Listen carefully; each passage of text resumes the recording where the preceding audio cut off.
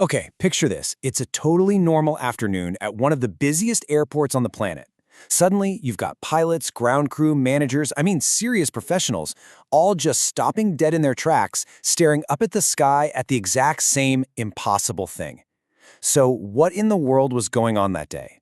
We're going to dive into one of the most baffling and honestly credible UFO sightings ever, the 2006 O'Hare incident. And listen to this.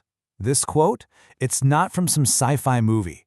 These are the actual words of a United Airlines employee. You know, someone who sees planes all day, every day. Their job is to know what belongs in the sky over an airport. And their description of a silent, metallic, saucer-shaped object, well, that became the heart of this whole mystery. It was something that just should not have been there. So, let's really set the scene here. We're talking about Chicago O'Hare, November 7th, 2006.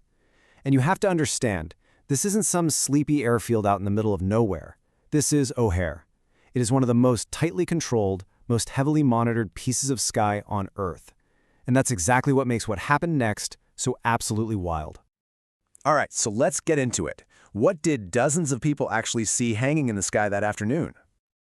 You know, the truly wild part is how consistent everyone's story was. We're talking dozens of people all describing the same thing, a metallic, disc-shaped craft, maybe 30 or 40 feet wide, just hovering, silently, right over gate C-17. Think about that. No engine roar, no flashing lights, nothing to explain how it was staying up there. And then, after a few minutes, it did something that just breaks the laws of physics as we know them. It shot straight up, bam, right into the clouds and left this perfect cookie-cutter hole behind as it disappeared. Now, you might think a story like this would just get dismissed, right? Written off as a weather balloon or a weird reflection. But it wasn't. And the reason this case has stuck around for so long comes down to one absolutely crucial thing: who the witnesses were. And this is really the key to the whole thing. The people who saw this weren't just random tourists. Look at this breakdown. We're talking pilots, the people flying the planes. We're talking ground crew, the folks who live on the tarmac. Even airline managers saw it. These are all people whose entire job revolves around knowing what's supposed to be in the sky over an airport. Just think about it for a second. If you're a pilot, your entire career, your license, everything depends on you being a credible, accurate observer. You don't just go around reporting flying saucers lightly, you know? It's a huge professional risk. So the fact that so many of them were willing to put their names on the line to report this, that tells you something. It adds a whole lot of weight to what they said they saw. So you've got all these credible professional witnesses. You'd think the official investigation would be pretty straightforward, right? A deep dive to figure out what happened? Well, not exactly. What we got instead were two stories that just could not have both been true. So here's how it went down. The sighting happens around 4:15 in the afternoon. Almost immediately, the story blows up in the news. The media attention basically forces the FAA, the Federal Aviation Administration, to open an investigation. And their final conclusion? It was pretty shocking. They said they found zero evidence that anything was there at all. So right there, you have this massive divide. In one corner, you've got a bunch of aviation experts describing a solid, physical object moving in a way that suggests it's being controlled. And in the other corner, you have the official FAA report saying, nah, it was probably just a weird weather event. You couldn't get two more different explanations for the same event. And the FAA's whole argument, their entire case for dismissing the sighting, it all came down to one thing: radar. They said they checked the tapes and there was no blip, no target, nothing on radar where the witnesses said the object was. And that right there sets up the ultimate question. It's the human eye versus the machine.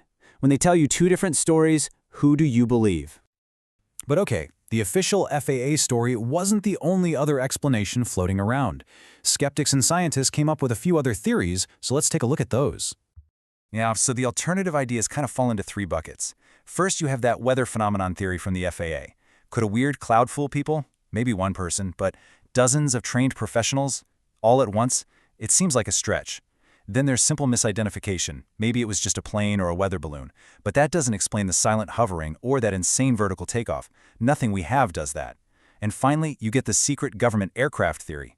Cool idea, right? But it begs the question, why in the world would you test your top secret, next-gen spy plane over one of the busiest airports in the world in the middle of the afternoon? That object was gone in an instant. But the story? The story never went away. Here we are, all these years later, still talking about it. So why is that? What is the real, lasting impact of the O'Hare sighting?